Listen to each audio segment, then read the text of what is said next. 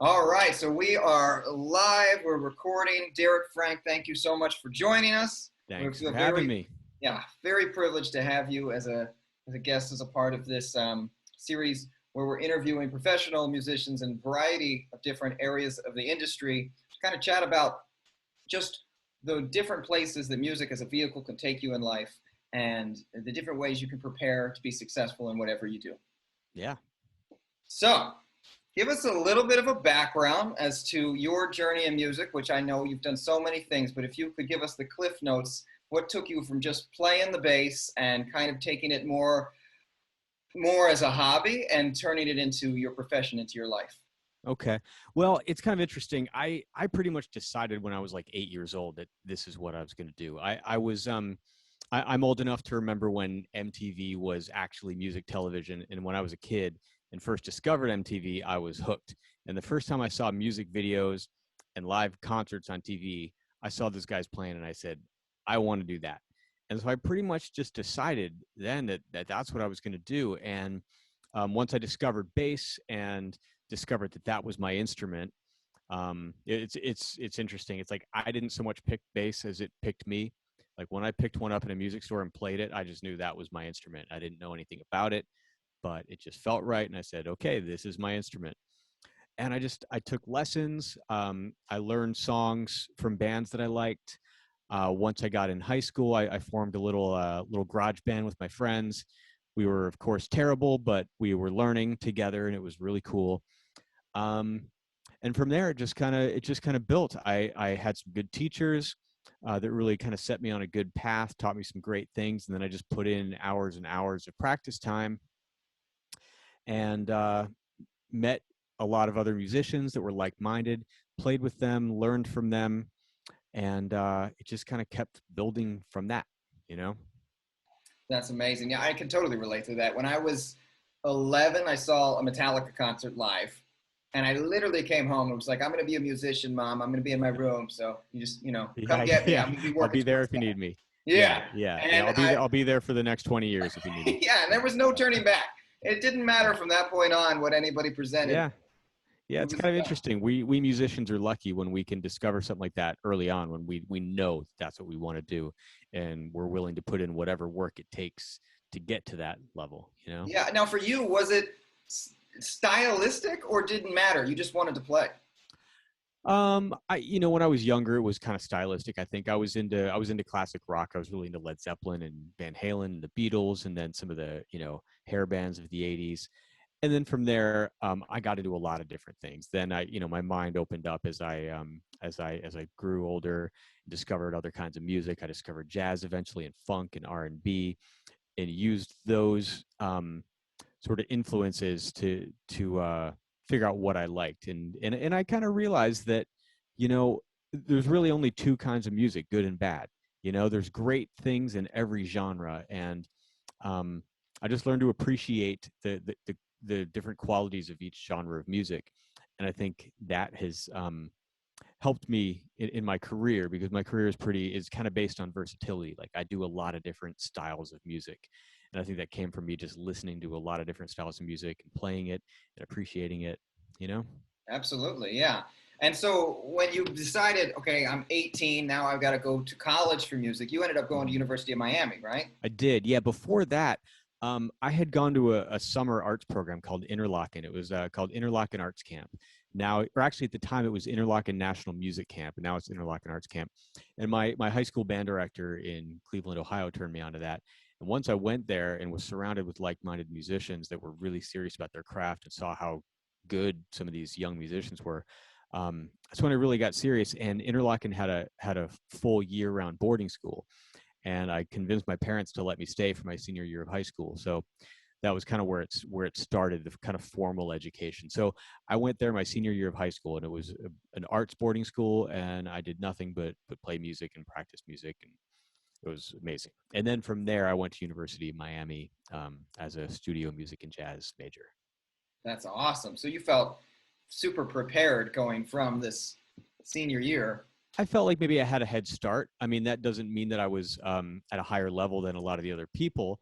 It just I felt prepared. I felt more prepared. Yeah. Yeah. And now, for those that are going to listen to this that aren't familiar with the University of Miami's music program, they are traditionally one of the most forward-thinking programs. You know, have an incredible jazz program and incredible fusion musicians, very, Mm, very renowned faculty. What was that experience yeah. like? Well, that's kind of what drew me to the school, is that it was forward thinking, because a lot of the schools at the time, a lot of the schools that had jazz programs were very traditional. It was all about big band, and I would have had to just be an upright player, and they didn't have much in the way of like fusion and pop and R&B and funk, which was kind of where I was at, being primarily an electric bass player. So really, my only two choices were Miami and Berkeley, and my parents were living in Florida at the time. They had moved to Florida when I went to boarding school at Interlochen, and so Miami was kind of close to them.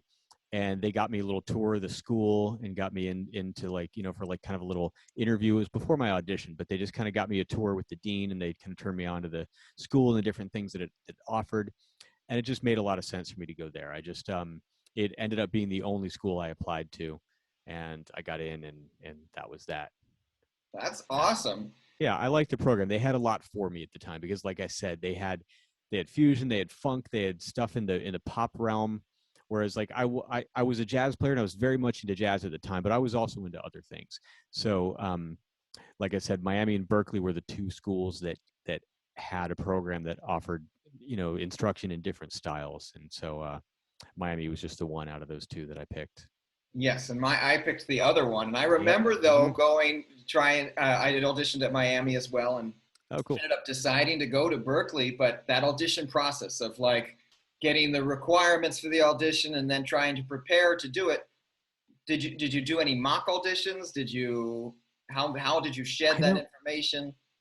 I don't know. I think I sent in a demo tape, and then I think I just went in with the head of the bass department, Don Kaufman. I think I just went in with him, and we just had a little sit down, and I just played for him. I don't think it was like a formal thing with like any kind of jury thing. I think it was just me and Don, and I'd send in the demo, and yeah, I think that was pretty much it as far as I can remember. And did you do a lot Yeah. of the finding out the information about this stuff yourself, or were your parents involved? They help you through it? My parents were involved. They had a connection there somehow. I forget what it was. My dad was working for Florida Power and Light, which wasn't based in Miami, but they were about an hour and 45 minutes north of there, near West Palm Beach. So they'd gotten to know some people in Florida, and that's how I was able to get a tour of the university through some connection. Um, so I think that helped. Just them knowing some people that were involved with the university. That's awesome. And they were Yeah. supportive of this. You want to be a musician, and they were like, Yeah. "Go for it."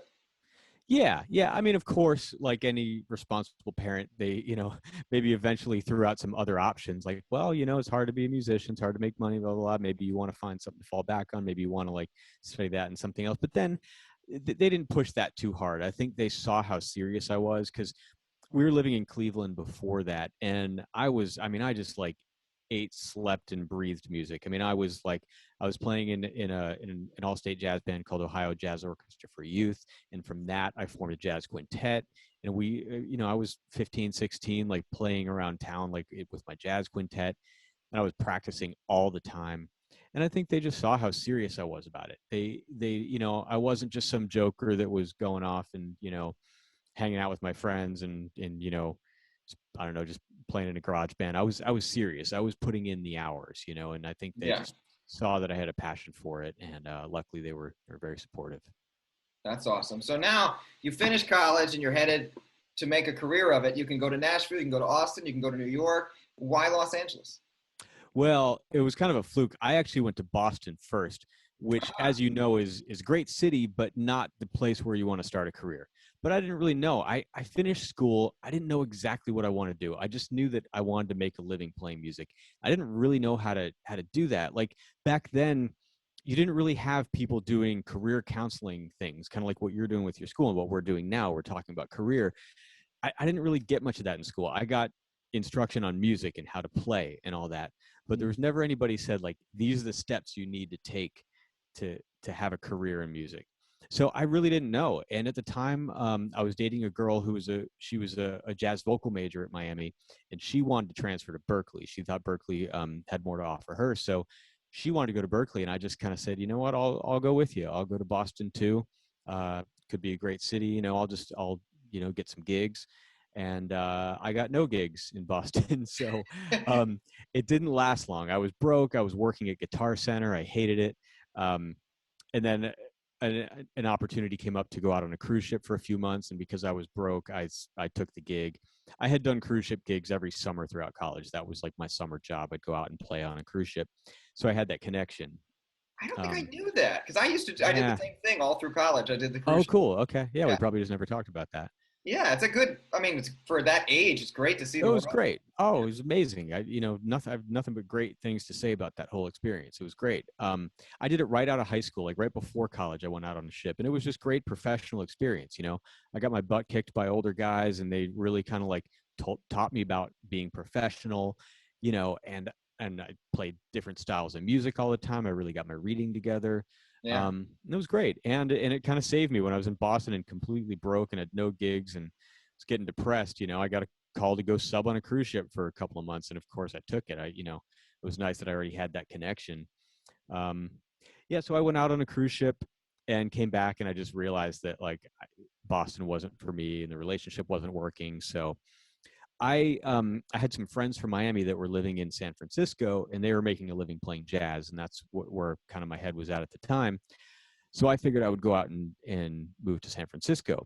But while I was in college, my parents had moved to Los Angeles, and they'd moved around all the time. And I'd never really been out there. I'd been out there on some school breaks, but didn't really know the city well. Um, but I figured I would go to LA, live with my parents for the summer, get a day job, save some money, and then I could go to San Francisco and just kind of restart. But I was in LA for a couple weeks, and I had tons of friends from Miami that were already playing gigs in LA, and they were throwing me some gigs, and I just saw that there was so much opportunity here, and just saw that this was the place to have a career. yeah, yeah. That's awesome. And so Yeah, now the career begins. You're in your early 20s. You're in Los Angeles. The industry, as we know, has changed so much over the years. big Give me a time. paint a picture for what it was like then. And back then, I mean, of course, it took me a while to get really going. I mean, at first I was playing, like little restaurant jazz gigs and just like little things here and there. I was playing at Universal City, like we had like a jazz trio that would just like play out at Universal City and Third Street Promenade, and Santa Monica, and just like doing little things like that, and just little bits and pieces. Um, Nothing that really paid great money, but it was just a way to just get out there and play and make a few bucks. And at the time I was living with my parents, so I was living rent free, which helped while I got established. Um, then I started playing in cover bands. They're like just your standard top 40 bands. I joined one of those, and we played a couple of different clubs. We were on rotation at some clubs. Back then, I feel like there was a lot more work in that world. Like every bar had a cover band playing in it back then. This was 97, 98. So like all the beach bars had cover bands.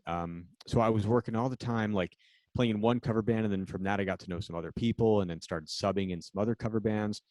And then I was kind of like, that was like my weekend gig. I'd be doing the cover band thing, and then during the week, I started doing all these singer songwriter gigs. There were clubs, kind of like some of them aren't there anymore, but there's a lot of them still there. Like I used to play at the Mint all the time, and Genghis Cohen, um, the Sunset Strip places like the Roxy and the Whiskey, um, places like that. I played with tons of singer songwriters, um, and I was doing a lot of records back then too. Like that led to me doing a lot of session work as well. There was more of that then because not everybody had a home studio back then. Like you had to go to a studio and hire people to play. So I was doing a lot of session work back then. And then things have obviously changed over the years. But back then I was working every night doing something, you know. That's awesome. That's fantastic. And so then let's fast forward now to touring. So your credentials in terms of all the things you've done with different artists traveling all over the world is so long. But the first gig, what was it like getting that first gig? The first actual tour, like I mean, I'd done some out of town stuff. Um, Back then, the swing band thing was happening, and I'd gone on the road with a swing band a little bit, but it wasn't like a tour. It was like, we'd go out to Hawaii, which was actually really fun. Like we would do these little mini tours and stuff, just play clubs. Um, but my first actual like road gig came about in 2002 with an artist named Brian Auger. He's a Hammond B3 organ player who came to prominence like in the late 60s, early 70s with a group called the Trinity, and then Brian Auger's Oblivion Express, which is kind of like a fusion band, you know. Mhm. And has a big following. He's thought of as a legendary Hammond B3 player. So that was my first tour. My buddy Dan Lutz had been playing in the band, and he couldn't do a tour, so he threw my name in the hat. And I went and jammed with them, and we gelled pretty well right away. And they invited me on a tour, so we did a U.S. tour. A lot of mountain town stuff. We were in kind of Colorado, Utah area, a lot of that stuff. Because it's kind of jam bandy what they do, and so it kind of works in the mountain towns with the sort of Grateful Dead fan Yeah, base. yeah. They love that stuff. But then that turned into many years with Brian. We played Europe, we played Australia, New Zealand, Japan. I mean, Brian took me all over the world, and it was a lot of fun. That's awesome. That was the And first one. That was the first tour. and then moving into the pop world, I remember when I graduated from Berkeley, the whisper was go find Barry Squire, go out to LA Yeah, into the promised land and find the man, Barry yeah, Squire. And, yeah. he was an elusive person when I first moved to LA. You had to track him Mm-hmm. down and find Mm-hmm. him. And when you Yeah. did, when I finally did meet him, it was not what I expected. But, Yeah, yeah, yeah. He's a very unassuming guy. very You think you, unassuming. yeah, you think he's going to be like this big time music mogul guy, but he's just a very soft spoken, mellow guy. Very much so. And, He doesn't seem very Hollywood.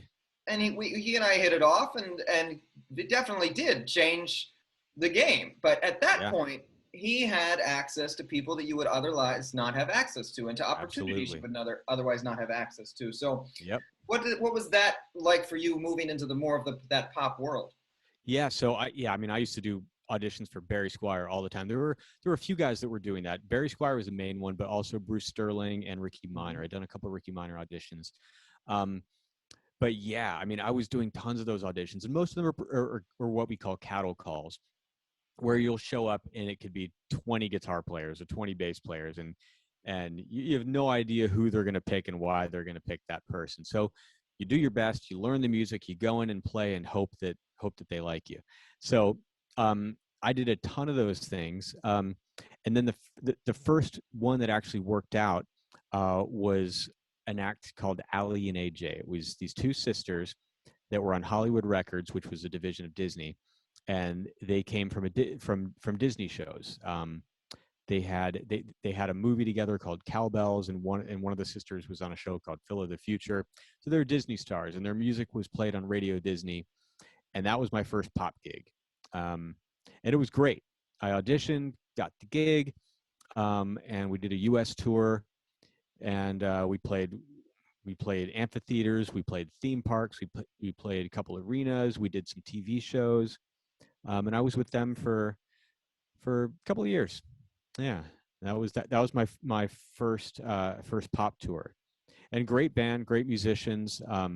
Jocko was on guitar, who's now been with Miley Cyrus for years. My buddy Jevin Hunter was on drums.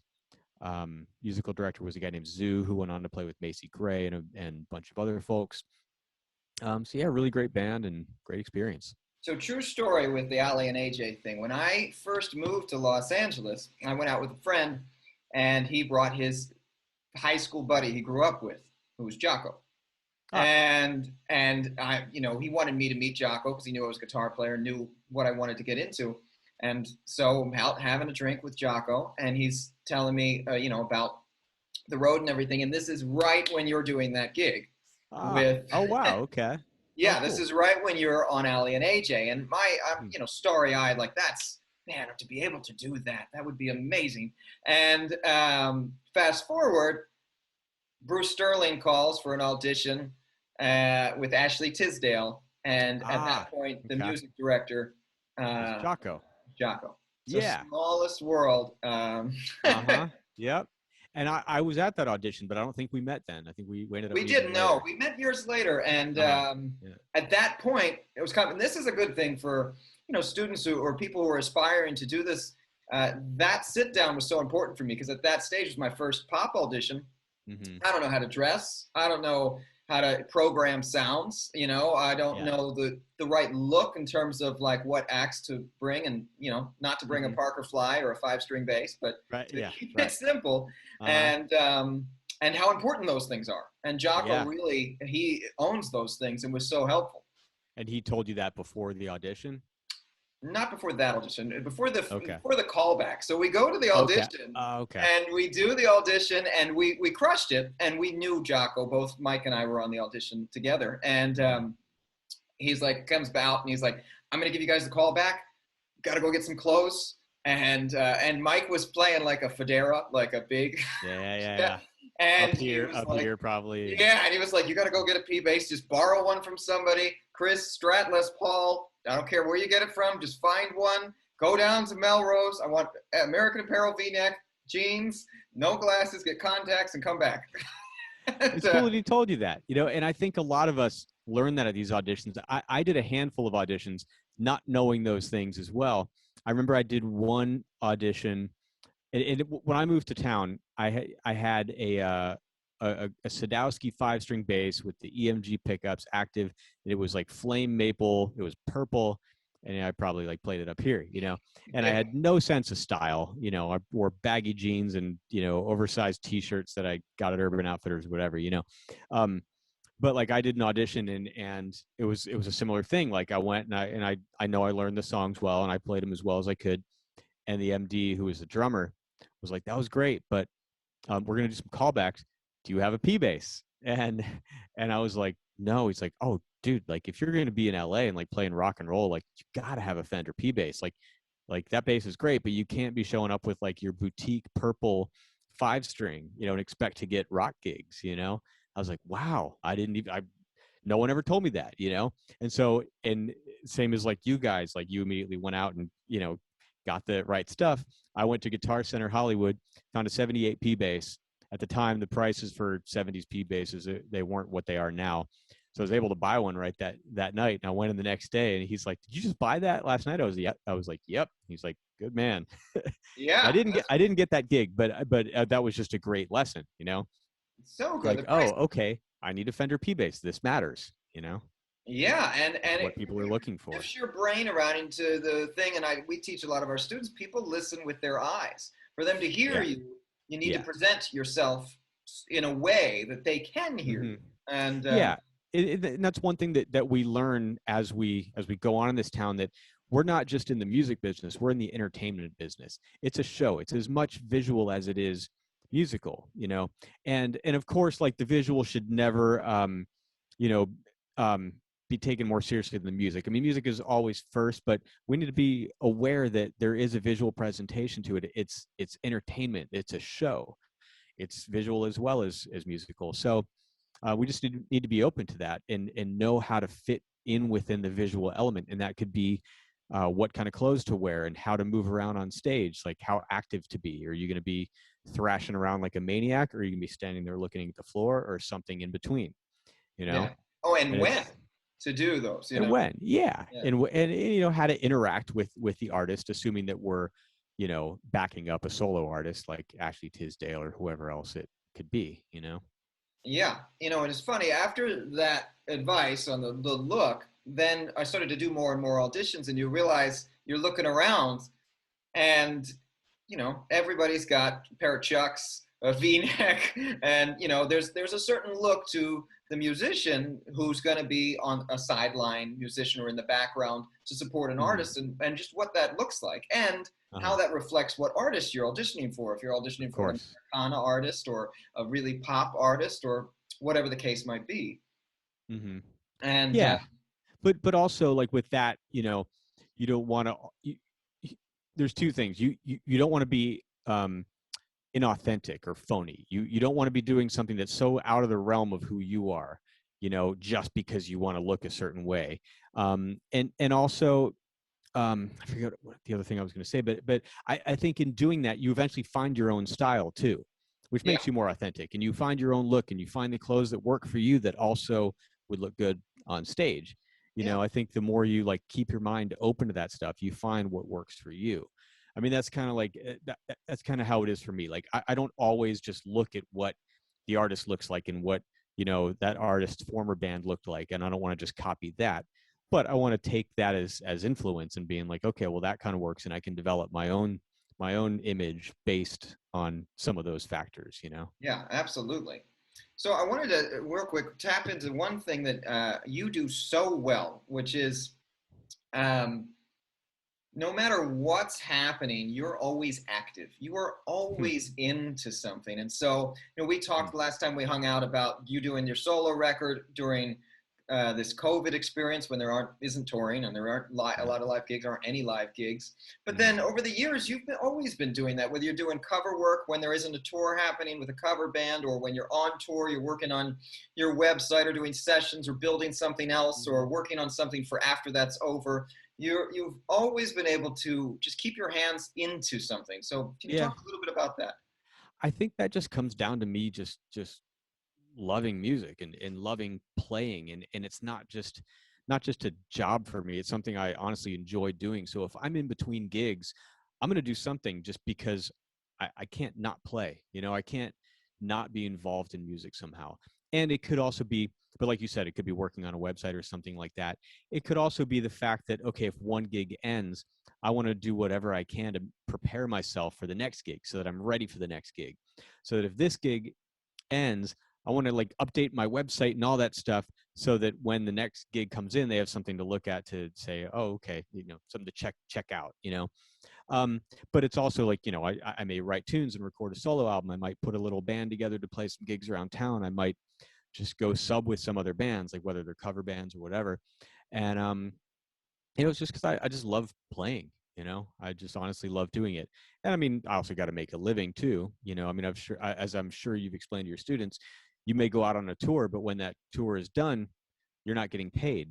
So you have to figure out what the next gig is. So a lot of that is that as well, just trying to keep my schedule full so that I can pay my bills. Yeah, I remember Martin Estrada told me when I first started doing auditions, and he was really helping me. He was kind of a mentor to me. He said, when you're doing a tour, cut everything you make in half, because that's how long you're going to have to live off of that after the tour is over That's to good get advice. to keep going. That's very good And advice. Yeah. Um, so now this you're working. I mean, prior to COVID, and once COVID is over, with two of the most powerful female forces in music between Shania Twain and Gwen Stefani. And what was it? First of all, the audition process to get into Gwen Stefani. I know you've told me about that before, but that was that's an interesting story. Can we talk a little bit about that?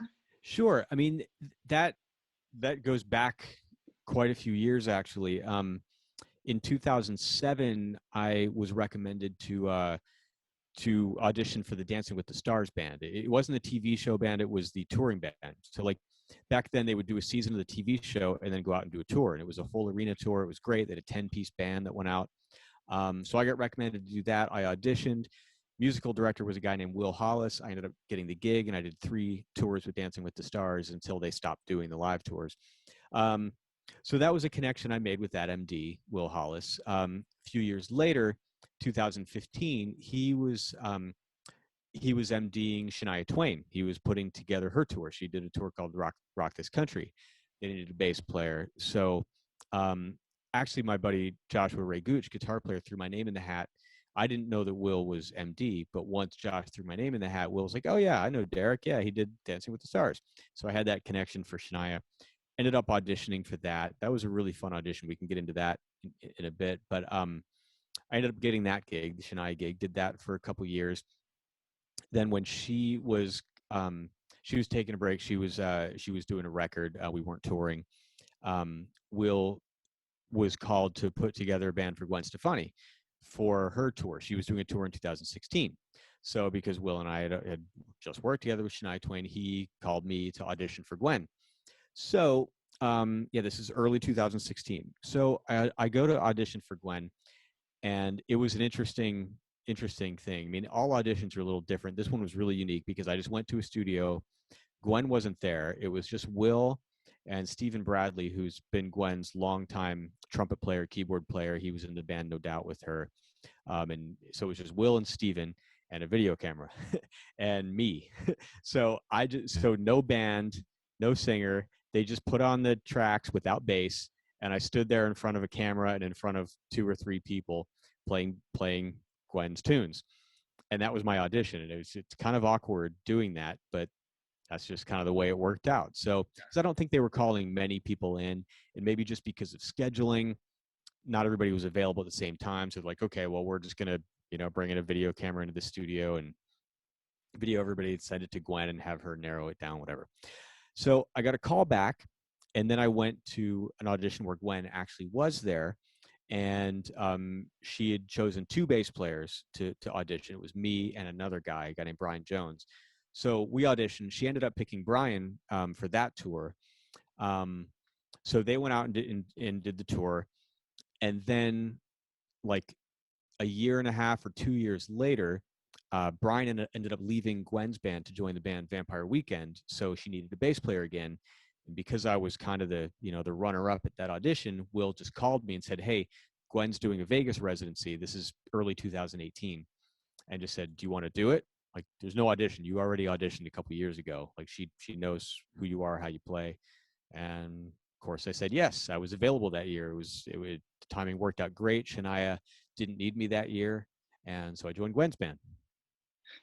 Yeah. That's amazing. What a lot. I mean, and the power of relationships throughout all of that. Oh, absolutely. I mean, just because I'd known Will from a couple other gigs and made a good impression, I kind of got in his database as somebody he knew he could call for these things. Yeah, and I learned a lesson on that audition, because, like, honestly, like, when I didn't get the gig the first time, I was pretty bummed, because I was pretty confident at the time. I'd just come off of a big tour with Shania Twain. I had a really good relationship with Will. He was Gwen's MD.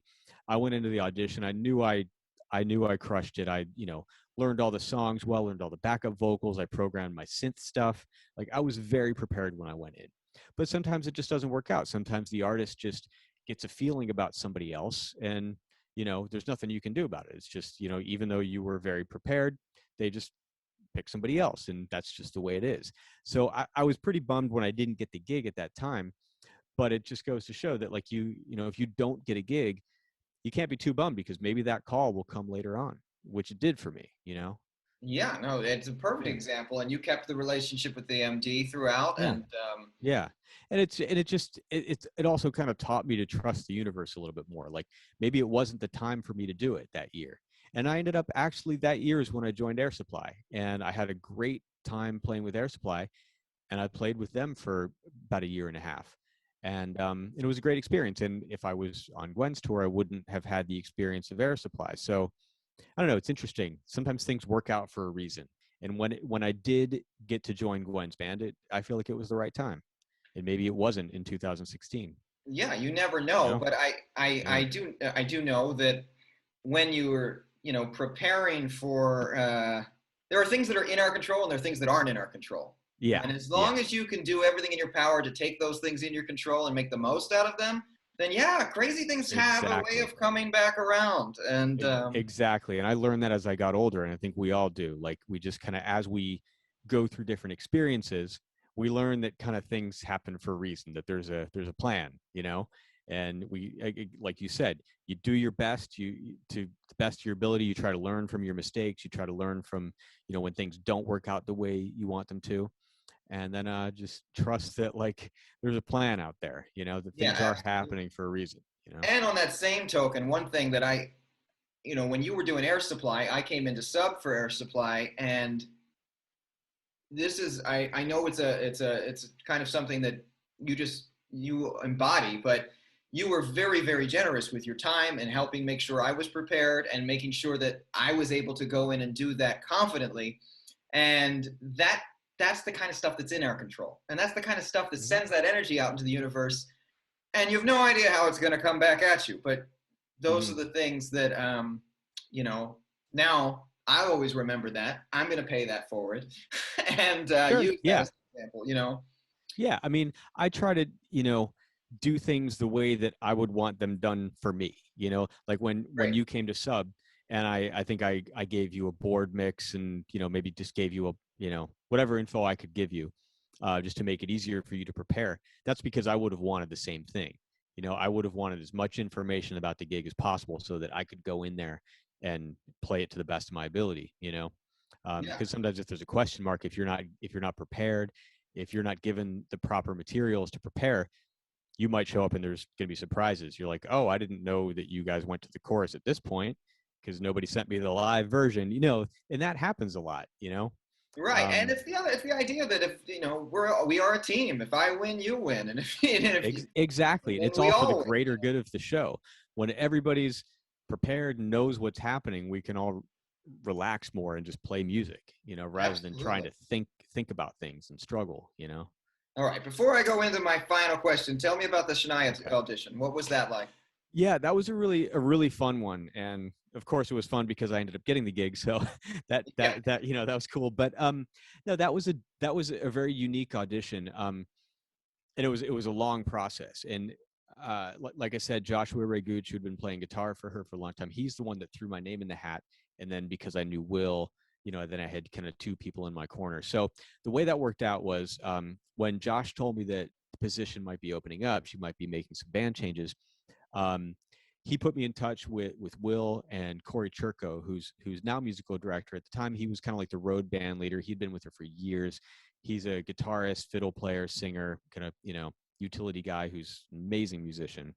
But Corey was kind of helping put that together as well. So I sent Corey just like some web links, just like some YouTube videos, my website, whatever. So then Corey and Will were kind of both in touch with Shania, and for everybody that was submitting stuff to audition, they would pass things along to Shania, and then she would narrow it down. She'd say, okay, yes or no to these guys, whatever. So when the audition finally happened, I think she was auditioning 4 bass players. She narrowed it down to 4 bass players and 6 drummers. And that was it. It was only bass players and drummers that were auditioning. She was keeping the rest of the band, and there were some other people um, that were just brought in from Nashville, a fiddle player and a pedal steel player that I think she had seen before. But the LA audition was just bass players and drummers. And then so she had 3 of the guys that were in the band already: Josh, Corey, and Jason Mowry, who's a multi-instrumentalist, dobro, fiddle, mandolin, guitar, vocals, fiddle, just amazing musician. So it was the 3 of them, and then a bass player and a drummer at this audition. They told us to block out the whole day. We went down to center staging, and they just mixed and matched us. They'd have every bass player play with every drummer just to see who gelled the most. And then the rest of the time, we were all just hanging out outside. And it was just a really nice camaraderie. Just like we were all auditioning for the gig, but it didn't feel competitive. We're all just friendly musicians, and we're joking around. And we're out there just having a good time. And every now and then, they call us in, and we play with each other. And Shania was not there. It was just a videotape thing, but she had her guitar tech, her front of house engineer, her monitor engineer. Like it was the most pro audition I'd been to so far. Like I gave my basses to the guitar tech Brian Jones, different Brian Jones from Gwen's bass player, but his name is Brian Jones. When I showed up, he's just like, yeah, give me your basses. So he's back there tuning my basses, making intonation adjustments. He's like, yeah, I noticed your G was a little sharp, so I just did this. And he's like handing me my basses at the audition, and I'd never had that before. I'd never had like a guitar tech take care of me at an audition, and that was really cool. It was really pro. And Brian, when I got the gig, Brian ended up being my tech, and he's an amazing guy, great guitar tech. But yeah, so it was just very pro, and it was very fun just getting to play with all the different drummers. So okay, so I did the audition. I didn't hear anything for I think it was like 3.5 weeks after I auditioned. Finally, I got the call from Will, um, telling me I got the gig. But really, like the whole process was like I think it was like mid-January that Josh threw my name in the hat. 2 weeks later, Corey called me, or Corey or Will, and said, "Yes, send us some links." I think a month after that, I went in and actually did the audition. And 3.5 weeks after that, I found out I got the gig. So the whole process was like 2 months, no, like 3 months. It was like a 3-month process of like first hearing about the gig to when I finally got the gig. Yeah, that's So crazy. it was That interesting. It doesn't usually take that long. It was a long process. And of course, like it was on my mind the whole time. yeah, that's the thing is You after know, an audition, it's like you're waiting for the phone to ring for 3 months. Oh, I mean, it was after Josh threw my name in the hat in January, and I didn't find out until like April that I got the gig, and then rehearsal started in May. Um, Yeah, so it was a long process, and yeah, I'm thinking about it the whole time in my mind. I'm thinking, oh, what basses am I going to play? And I'm listening to the music, of course. Like I'm just kind of getting familiar with the music for when the opportunity came up to audition. But it was interesting.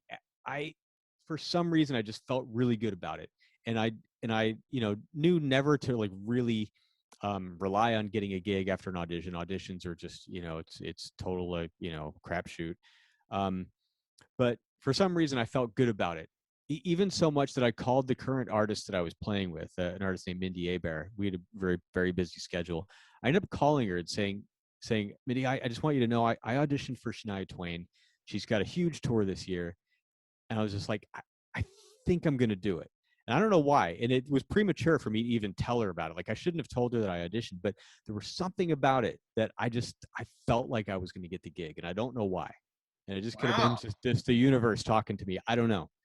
And I I'm never like cocky or overconfident like that with anything else. But for some reason, I just felt it on that gig. Yeah, Well, it it worked was out because interesting. that's exactly how it went down. So Yeah, it's interesting. Yeah, that is interesting. but it ended up being a great experience, and I'm still with her, still in her band. Yeah, that's awesome. And over this last year, since obviously Shania and Gwen were not able to be doing their residencies, you made a new record, which I've been I did. spinning ever since you gave it to me, Thank you. and it is crushing. And Thanks. everybody on the record is crushing. So it seems like you created an environment on this record for people to be themselves and to really shine. The songs are like these great vehicles for everybody to kind of do their thing. And as a guitar player, Josh is just so ridiculous, but so tasteful, and Totally. it's very very neat. So, what was that experience like? It was how much of this was live? How much pre-production did you do in terms of getting them kind of acquainted with what your goal was? It's it came together pretty quickly. I started writing as soon as the pandemic hit and live shows were canceled. Like I had a super busy schedule the whole year with Gwen and Shania between both of their Vegas residencies and some of the touring in between. Like my schedule was full. So when that all shut down, it was just like, wow, okay, came to a screeching halt. It's like, all right, well, what do I do now? And as we were talking about earlier, like I don't sit still. I always try to fill up the free time with something. Hmm. And so I was just thinking, you know what, maybe now is the time to do a record, because the last solo album I did was 2009. um it'd been a while. I just didn't have time, wasn't really inspired, and so I was just like, you know what, I'm home. I'm going to sit here and write songs and do a record. And so as I started writing the tunes and started to see kind of like how they were shaping up and what it was stylistically, like what was coming out of my brain, I started trying to think of like who would be the best players for these songs. And because I've been in LA for a long time, I've played with a lot of great musicians. Um, kind of know how a lot of people play and how a lot of people approach things. And I started just kind of like, going through my mind and trying to figure out who to call. And I ended up calling Josh and Randy Cook on drums and Ty Bailey on keyboards.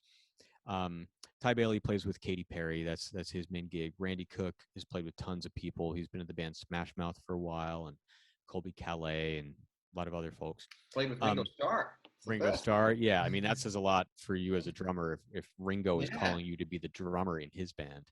So but we've done, I've done gigs with all of them around town, just like different gigs. So I knew I knew how they all play, and I just thought it'd be a good combination of people. um, so basically, once I had, I think, like 10 songs together, I sent them demos and said, let's get together at my place and rehearse a few times, then we'll go in the studio. So we did that. We had three or four rehearsals, and we just sort of like made it a band thing. Like I had these demos of the songs, but we got together and like really arranged them and really honed in parts and things like that.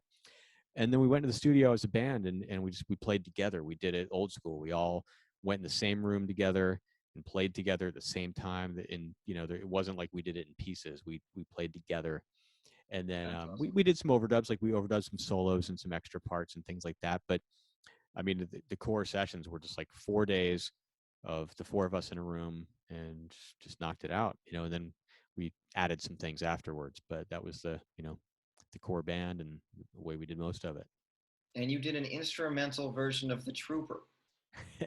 Yeah, Uh, I've been a huge Iron Maiden fan my whole life. So I was just trying to think like, how can I do an instrumental version of an Iron Maiden song. Like, how can we make it work with organ playing the melody? Oh, it's You know, super. It works though. It totally it kind works. of worked.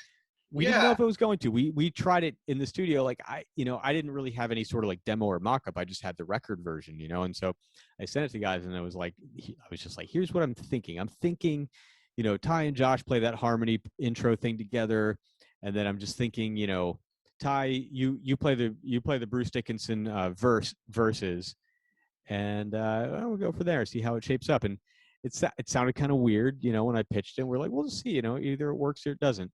We started playing it in the studio in the rehearsal plays, and we are just like, this kind of works. So That, that was a fun one to do, and that's one that Iron Maiden fans will either love or hate. There's not really a lot of middle ground there, you pay so much homage to the original, and you're doing the Steve Harris thing. You're like you're Sure, not sure. straying from his signature thing. Right. No, you can't. You gotta, yeah, you gotta like, pay homage to Steve Harris with the gallop. The gallop. He's got the Yeah. gallop down. Yeah.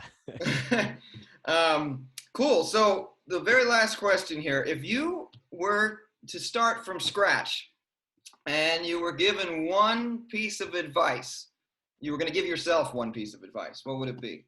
Wow. One piece of advice. I would say just be open-minded and observant.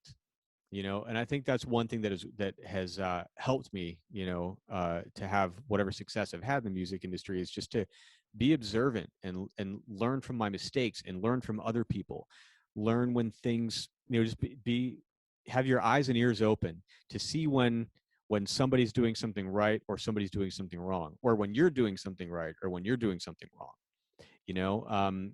That's just, I feel like the one thing that, like I said, has helped me be successful is just I'm observant. If something doesn't work out for me, I try to figure out why, and and if it does work out for somebody else, I try to figure out why it worked out for that person and not me. And I don't get envious about it. It's more just like, how can I learn from this? So I think that's the main thing, and just um, yeah, just try to always move forward and learn from things, right or Great right or mentality. wrong. Yeah. Especially in a Yeah, because business that's up and down. So, yeah, and like we were talking about with auditions before, like some of these auditions, they're cattle calls. You never know who's going to get the gig or why. So, I've done tons of these auditions that I didn't get. So I always, instead of just getting mad about it, I just try to figure out, okay, well, what can I do next time? Like, there will be another audition. What can I do on that one that will help me get the gig? What didn't I do on this one that I could do on that one? You know? that's awesome. Thank you so much, Derek. Thank you Yeah. so much for Thank taking you. the time and sharing Thank it with you. everyone. This was fun.